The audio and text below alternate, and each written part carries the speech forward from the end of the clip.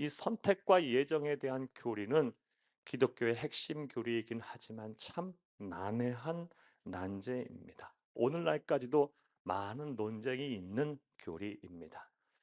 그러다 보니 이 선택과 예정의 교리에 대한 입장 차이로 말미암아 기독교 역사를 보게 되면 기독교 안에 많은 교파가 생기기도 하였습니다. 대표적인 것이 종교개혁자 칼빈의 이 예정론에 따르는 장로교단이 그러하고 개혁주의 교회들이 그러합니다. 자, 그렇다면 이 선택과 예정의 교리, 기독교의 핵심 교리이긴 하지만 난해한 이 난제인 이 교리를 우리 그리스도인들은 어떻게 받아들여야 할까요? 어떠한 입장을 취해야 할까요? 우선 이에 대해서 우리가 주의해야 할 이 선택과 예정의 교리에 대해 양극단에 서 있는 이 주장에 대해서 먼저 말씀을 드리겠습니다. 이런 주장들은 꼭 피하셔야 합니다. 사랑하는 여러분, 먼저 인간의 구원에 있어서 인간은 어떠한 역할도 할 수 없고 전적으로 하나님의 예정과 선택만이 있을 뿐이다라고 주장하는 사람들이 있습니다. 이런 주장은 좀 피하셔야 합니다. 물론 이렇게 주장하는 사람은 인간의 구원에 대한 모든 영광을 하나님 앞에 돌리려는 생각에서 주장하는 것입니다. 이러한 생각이 완전히 틀린 것은 아니지만 이러한 주장들을 그대로 받아들이게 되면 자칫 우리는 운명론과 숙명론에 빠지게 됩니다. 인간의 구원하는 데서 나는 아무것도 할 수 없고 하나님이 다 정해놓고 예정해 버리셨다면 내가 할 수 있는 일이 아무것도 없습니다. 반대급부로 내가 죄를 범하여 구원받지 못한 것도 내가 죄 짓는 것도 다 하나님이 하신 거라고 생각할 수가 있어요. 사랑하는 여러분, 하나님은 우리를 향하여 죄를 범하게 하시는 분이 아닙니다. 죄를 짓는 것은 우리의 잘못이에요. 또한 운명론과 숙명론에 빠져버리게 되면 우리는 전도할 필요도 없고 선교할 필요도 없어요. 어차피 하나님이 예정하신 선택하신 자들만 구원을 받기 때문입니다. 그러나 성경은 그렇게 이야기하고 있지 않아요. 우리 주 예수님은 그렇게 말씀하시지 않았어요. 땅 끝까지 이르러 내 증리되라 하셨고 내가 이 세상에 온 목적은 전도하기 위해서 오셨다 그랬고 그리고 때를 얻든지 못 얻든지 복음 전파에 힘쓰라고 말씀하셨어요. 그러므로 인간의 구원에 있어서 인간은 아무런 역할도 못하고 오로지 전적으로 하나님의 예지와 예정 선택만 있을 뿐이다라고 주장하는 것은 그래서 운명론과 숙명론에 빠지는 것은 위험한 생각이에요. 이런 주장들은 꼭 피하시기를 바랍니다. 또 반대급부로 또 다른 양극단에 서 있는 주장도 피하셔야 돼요. 인간이 구원을 받는 데 있어서 하나님의 선택과 예정은 무시해도 좋고 인간의 자유의지와 역할만을 강조하는 이런 주장도 피하셔야 합니다. 사랑하는 여러분, 왜냐하면 이런 주장을 그대로 받아들이고 신봉하게 되면 우리가 구원을 받는 데 있어서 하나님의 공로가 없어요. 들어갈 자리가 없어요. 오로지 내 공로를 통해서 구원을 받았다는 착각 속에 빠질 수 있기 때문입니다. 사랑하는 여러분, 부디 바로 알고 바로 믿고 바로 전하는 여러분들이 다 되기를 간절히 주의 이름으로 축복합니다. 자, 그렇다면 우리가 이 선택과 예정의 교리, 기독교의 핵심 교리이자 또 난제인 교리이기도 한데 이것을 어떻게 받아들여야 할까요? 저는 오늘 하나님의 말씀에서 근거하여 말씀을 드리려고 해요. 신학은 인간이 만든 학문이에요. 우리는 신학을 믿는 것이 아니고 하나님의 말씀인 성경을 믿어야 합니다. 자, 그렇다면 좀 더 구체적으로 이제부터 생각을 해보겠어요. 사랑하는 여러분, 이 선택과 예정의 교리 앞에서 우리가 믿고 따르고 전해야 할 영적인 진리가 무엇일까요? 오늘 본문에서 사도 바울은 우리에게 어떠한 답을 하고 있을까요? 자, 이제부터 따라하시겠습니다. 첫째로 하나님의 선택을 받았다고 해서 모든 사람이 구원을 받는 것이 아니라는 것입니다. 선택과 예정의 교리 앞에서 우리가 반드시 믿고 따라야 될 첫 번째 영적인 진리는 하나님의 선택을 받았다고 해서 모든 사람이 다 구원을 받는 것이 아니라는 것입니다. 사랑하는 여러분, 앞서 말씀드렸다시피 사도 바울은 자신의 민족, 구약의 자신의 민족이 분명 하나님의 선택을 받아 특권을 누리고 있는데 왜 예수를 믿지 않을까? 왜 그래서 구원을 받지 못할까에 대한 의문이 있었어요. 이 문제를 좀 해결해 보고자 구약 성경을 붙들고 씨름하던 중에 다음과 같은 결론에 이르게 됩니다. 오늘 보면 6절을 함께 읽겠습니다. 그러나 하나님의 말씀이 폐하여진 것 같지 않도다. 이스라엘에게서 난 그들이 다 이스라엘이 아니요. 이러한 결론에 이르게 돼요. 이스라엘에게서 난 그들이 다 이스라엘이 아니요. 하나님의 선택을 받은 아브라함의 혈통이라고 해서 다 구원을 받는 것이 아니구나. 아브라함의 유전자를 받았다고 해서 다 구원을 받는 것이 아니구나. 이스라엘 민족에 포함이 됐다고 해서 다 구원을 받는 것이 아니구나라는 결론에 이르게 됐어요. 그리고 이것을 확증하기 위해서 다음과 같은 예를 듭니다. 두 가지 예를 드는데 먼저 드는 예가 아브라함의 두 아들인 이스마엘과 이삭의 예입니다. 오늘 보면 7절에서 9절을 함께 읽겠습니다.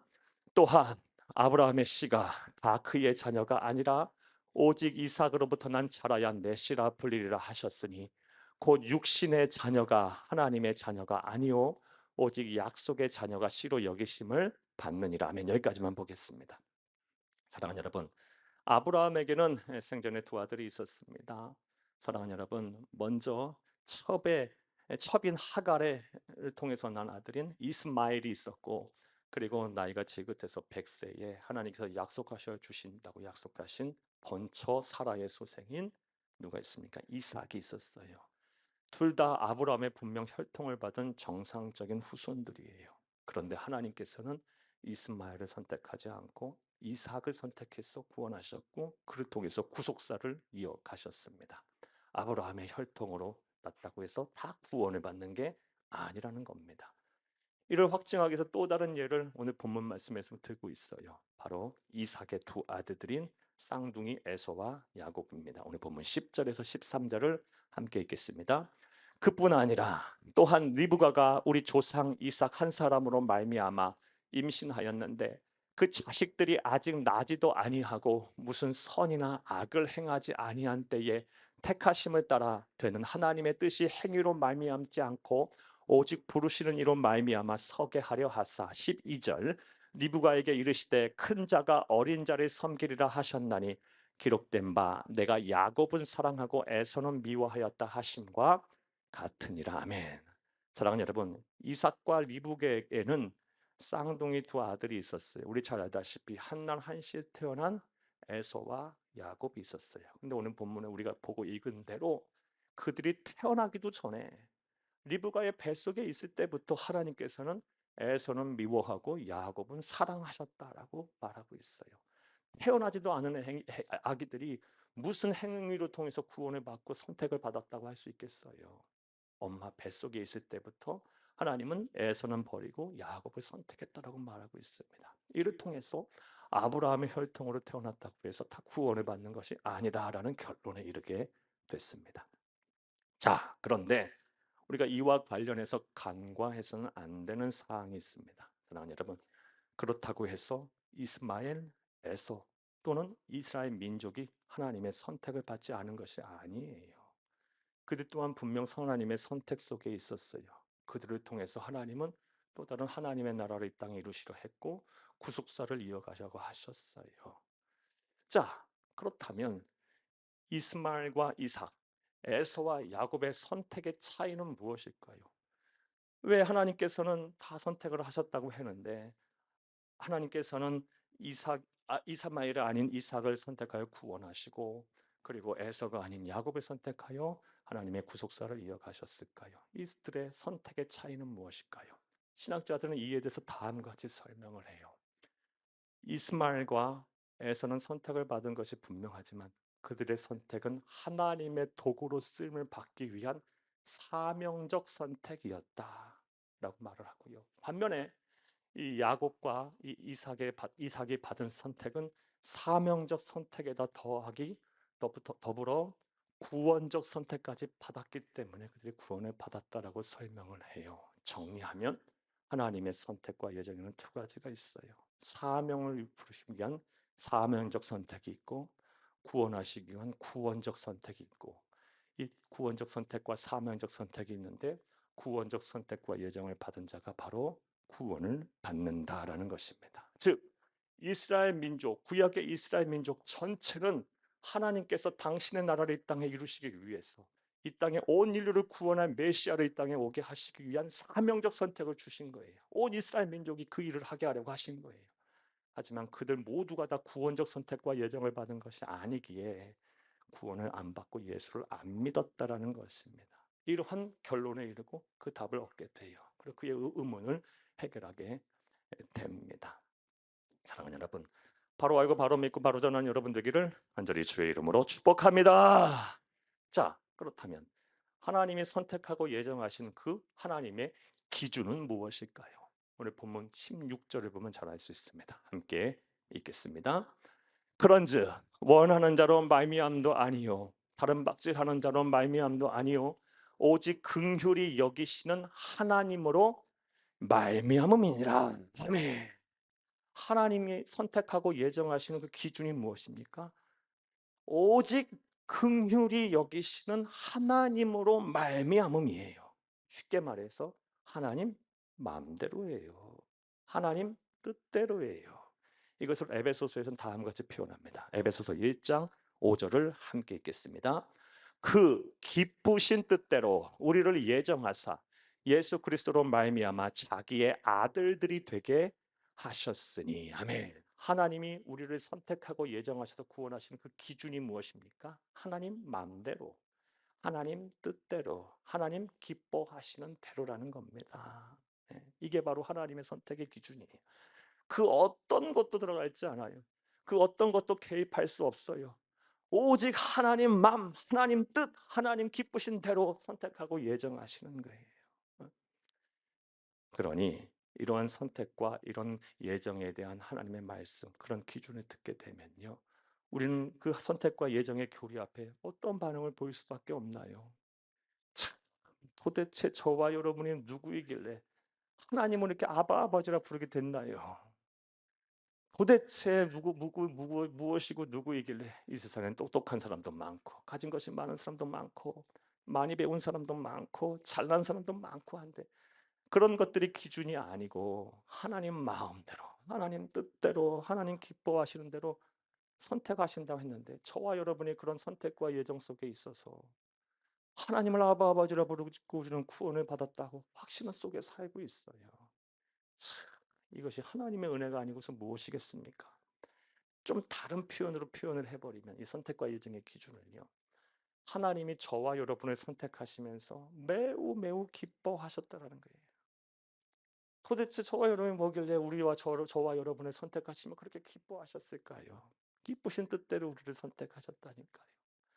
사랑하는 여러분, 따라서 우리 그리스도인들이 선택과 예정의 교리 앞에 서게 되면 감사하지 않을 수밖에 없어요. 감사하지 않을 수밖에 없다니까요.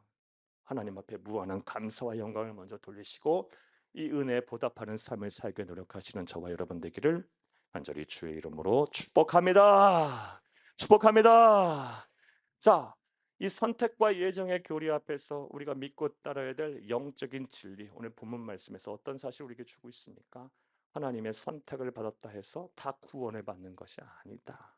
선택에는 사명적 선택과 구원적 선택이 있는데, 구원적 선택을 받고 예정을 받은 자가 구원을 받는 것이다. 그리고 선택과 예정에 대한 기준은 하나님 마음대로, 하나님 뜻대로, 하나님 기뻐하시는 대로라는 것이다. 그런데 중요한 것은 우리가 그 하나님의 마음에 들었다는 것, 하나님의 뜻에 포함이 됐다라는 것, 하나님이 기뻐하시는 선택과 예정을 받았다라는 것에 있어요.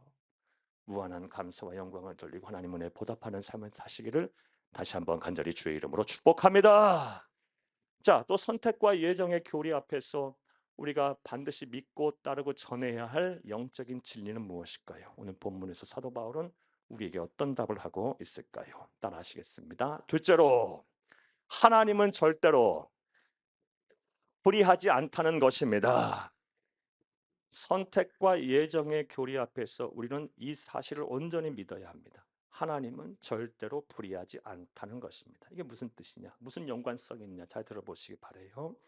사랑하는 여러분, 우리가 앞서 살펴본 대로 하나님의 선택과 예정에 대한 기준은 하나님 마음대로예요. 하나님 뜻대로예요. 하나님 기뻐하시는 대로래요.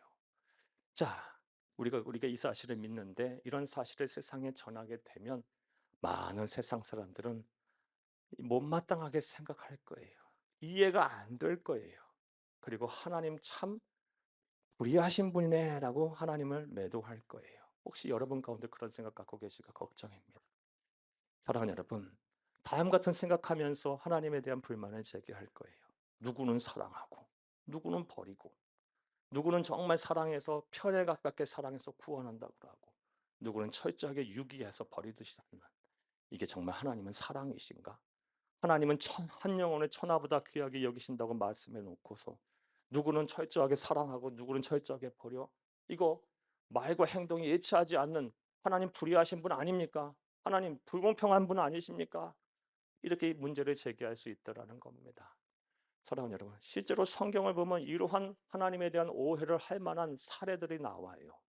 오늘 본문 15에서 18절 말씀에서도 예로 들었듯이 하나님께서는 이스라엘 백성들을 출애굽시키시기 위해서 이집트 파라오의 마음을 강팍하게 했고요. 이집트의 백성들을 막 죽이셨어요. 또 출애굽한 백성들 가나안 땅에 정착시키기 위해서 가나안 땅에서 이미 잘 살고 있는 사람 막 죽이고요. 다 내쫓아 버리셨어요. 이러한 사례들을 보면 하나님 불의하신 분 아닙니까? 하나님 사랑이시라며요. 왜 누구는 선택하고 누구는 버리고 철저하게 유기하고 죽이고 그럽니까? 하나님 불의하십니다. 공평하지 않으십니다. 라고 하나님에 대해서 따지고 불평불만을 제기할 수 있다라는 겁니다. 사랑하는 여러분, 여러분들은 어떠십니까? 지금 여러분들 생각은 어떠십니까?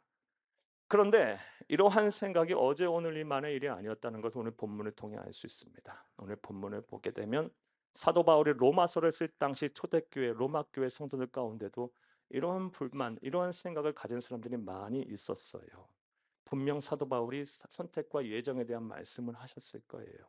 그러자 그들 가운데 이해가 안 되는 거예요. 하나님의 선택과 예정의 기준이 도대체 마음에 안 드는 거예요. 이해가 안 되는 거예요. 그래서 하나님을 향하여 하나님 불의하신 분 아닙니까?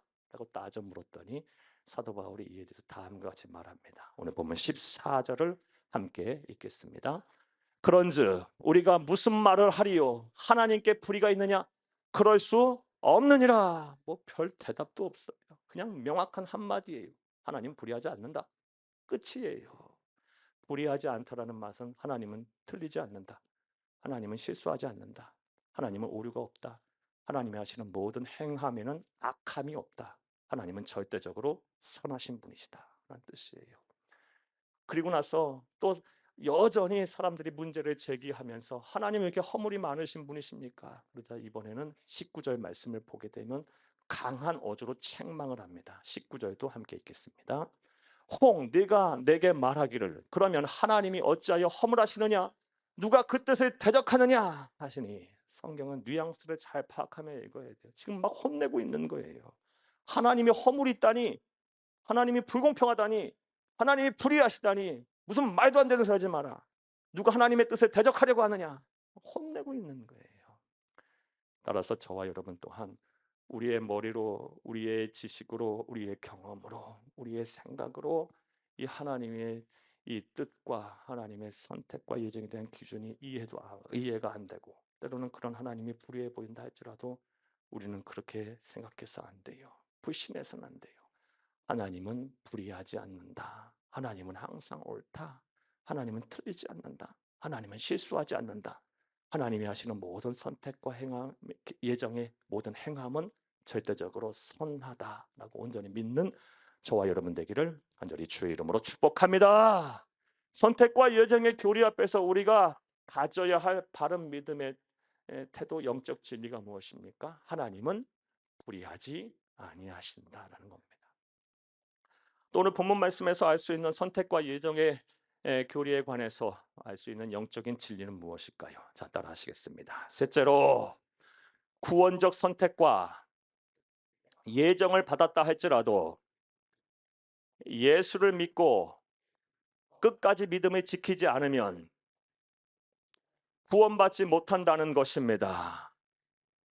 하나님의 구원적 선택과 예정을 받았다 할지라도 우리 그리스도인이 예수를 믿지 않으면, 믿음으로 화답하지 않으면, 예수를 믿지 않고 또 믿었다 할지라도 끝까지 이 믿음을 지켜내지 못하면 우리 구원 못 받는 거예요. 구원이 완성되는 것이 아닙니다.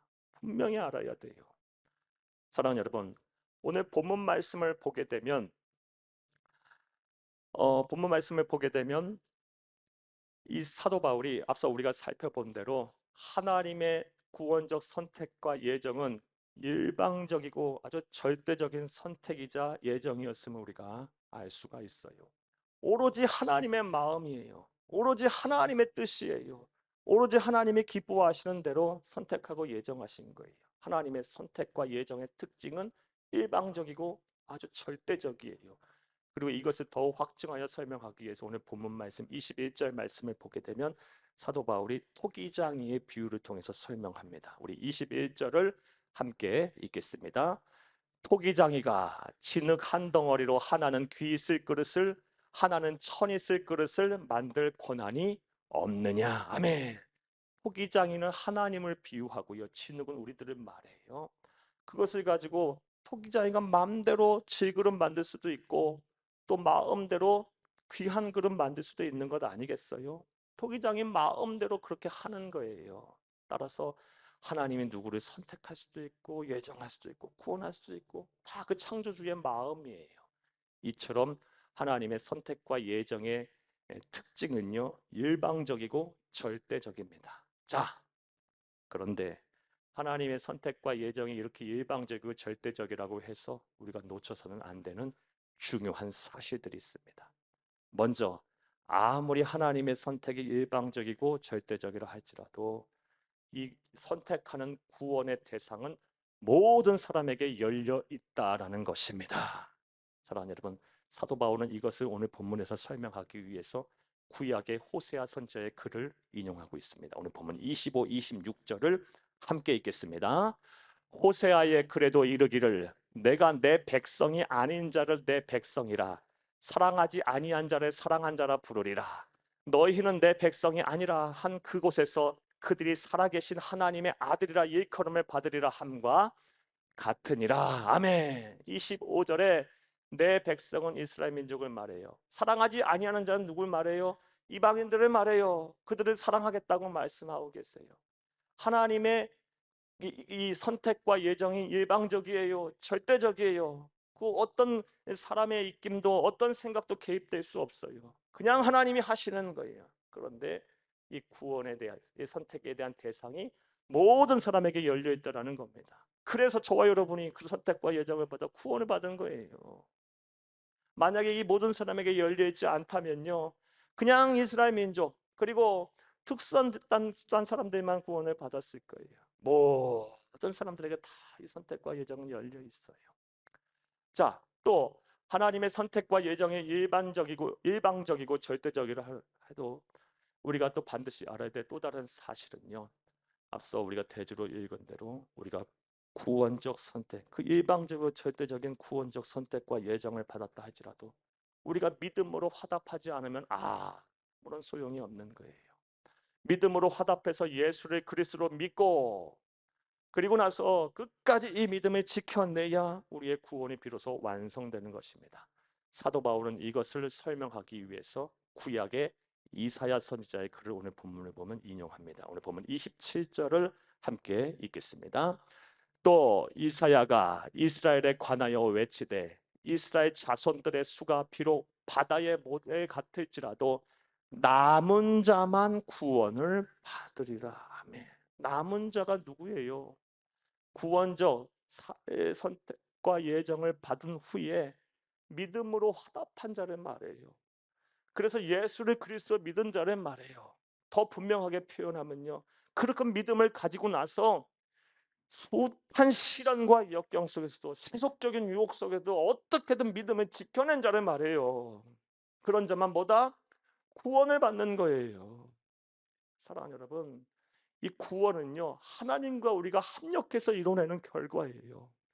하나님의 이 일방적이고 절대적인 선택과 예정이 없으면 안 되고요. 이 선택과 예정에 우리가 믿음으로 화답해서 예수를 그리스도 믿고 끝까지 이 믿음을 지켜내야 비로소 구원이 완성되는 겁니다.